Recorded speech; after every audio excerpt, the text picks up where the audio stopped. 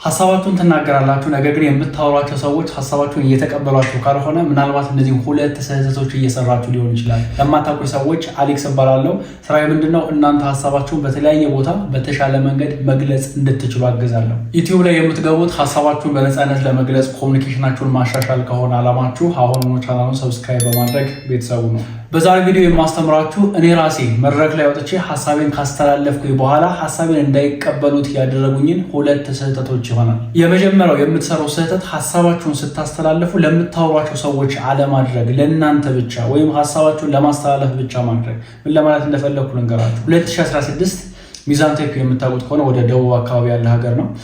እዛ አንድ የመንግስት ኮሌጅ አለና ቅጥር ያወጣል። መምህራንን መቅጠር ይፈልጋል።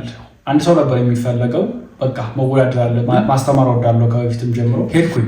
ሁለት ፈተና ነው እንደምታውቁት ማስተማር ላይ። አንደኛው የጽሁፍ ፈተና አለ፣ ሁለተኛ ደግሞ ኢንተርቪው ትደረጋላችሁ። አንድ ቀን ነው ሁለቱም ፈተና።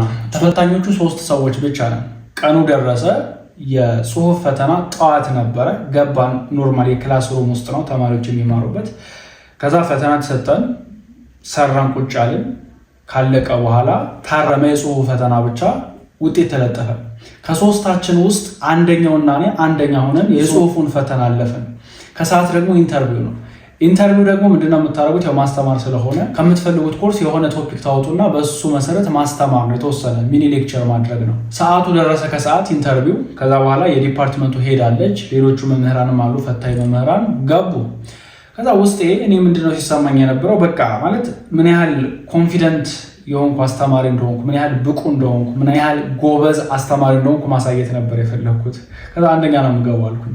3 ነን እኮ እነሱ ቀድመው እንዲገቡ ማድረግ ይችል ነበር። ግን ውስጤ ምን ተሰማኝ? በቃ ለምን አንተ አትገባም?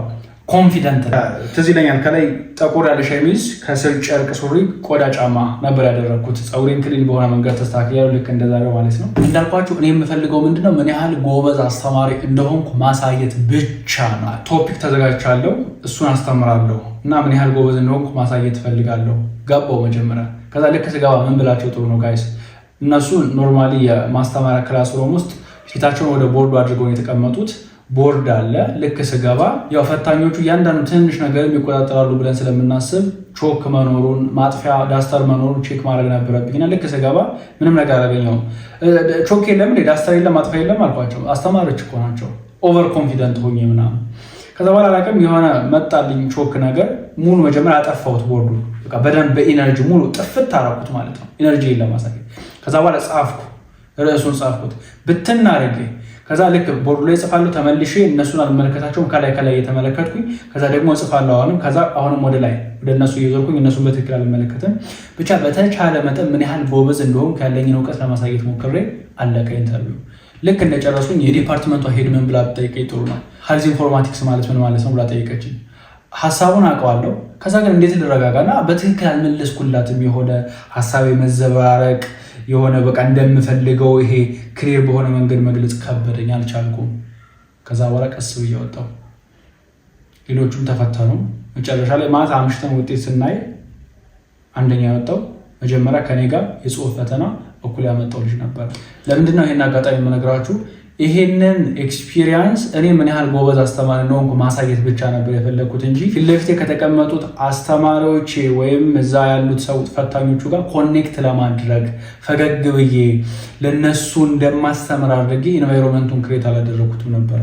በቃ አየር ላይ ዝም ብዬ ወጥቼ ዝም ብዬ በቃ ጎበዝ ነኝ እንደዚህ ብቻ እንደዚህ ይሄ እንዲህ ነው፣ ይሄ በዚህ መንገድ እንደዚህ ሲሰራ እንደዚህ ነው፣ ይሄ እንደዚህ ነው ብቻ በቃ ቆጣ ያለ ሲሪየስ የሆነ ኤክስፕሬሽን አይ ኮንታክት ራሱ ሜንቴን አላደረኩ ነበር። ስለዚህ እናንተ መሪዎች ሀሳባችሁን ስብሰባ ላይም ሊሆን ይችላል፣ ከደንበኞቻችሁም ጋር ሊሆን ይችላል፣ የምታወሩት ከአንድም ሰው ጋር ሊሆን ይችላል።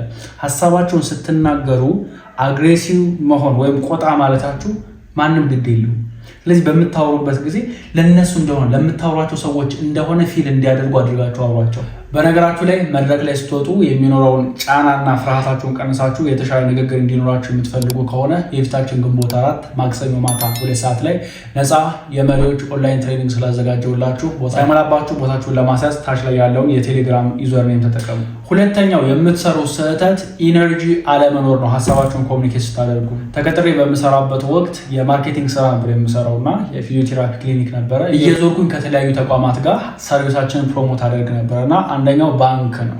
ትዝ ይለኛል እናት ባንክ ሄድኳርተር ወደ ባምቢሳ አካባቢ ነበረ። ከሰዓት ነው፣ በጣም ፀሐይ ነበረ። ከስር ከላይ ሸሚዝን ያደረኩት ከስር ደግሞ ቱታ።